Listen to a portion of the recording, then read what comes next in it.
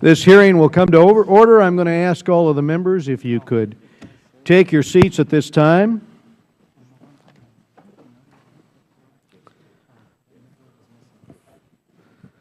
Welcome, Secretary Kerry.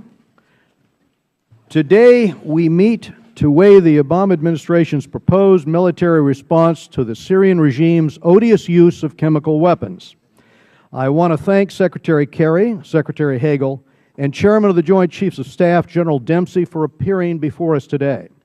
And I want to express my appreciation to committee members, Democrats and Republicans, for attending this hearing on short notice.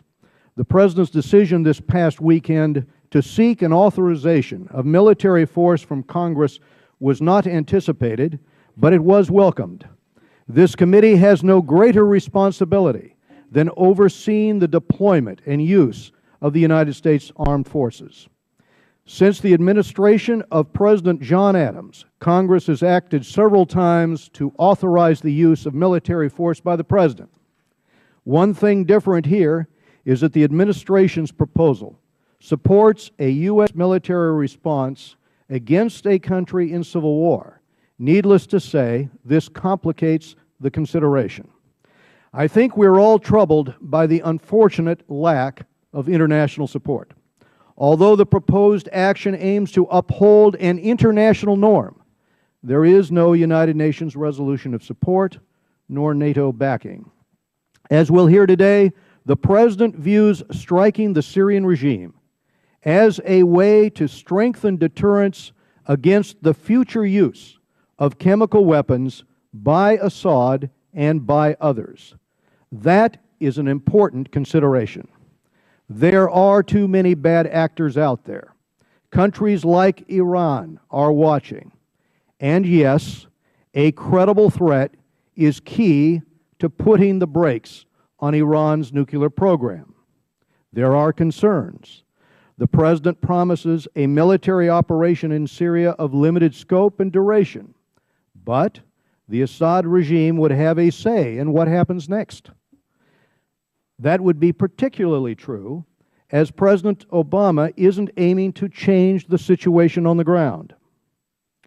What are the chances of escalation? Are different scenarios accounted for? If our credibility is on the line now, as is argued, what about if Assad retaliates? Americans are skeptical of getting near a conflict that, as one witness has noted, is fueled by historic, ethnic, religious, and tribal issues. The administration's Syria policy doesn't build confidence. For over 2 years, U.S. policy has been adrift. Initially, the Obama administration saw Assad as a reformer.